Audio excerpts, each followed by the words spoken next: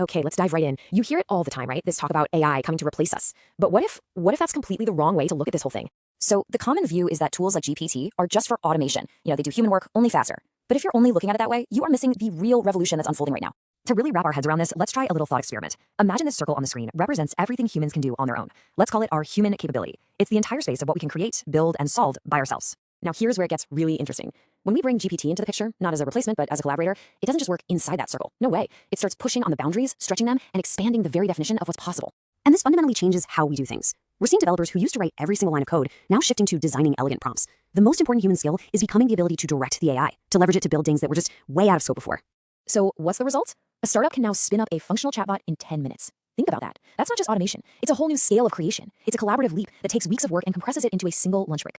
So we're at a crossroads. We have a choice to make. The danger? Becoming over-reliant, letting our own skills get rusty. But the opportunity is just immense. We can use this to smash our creative boundaries and explore totally new frontiers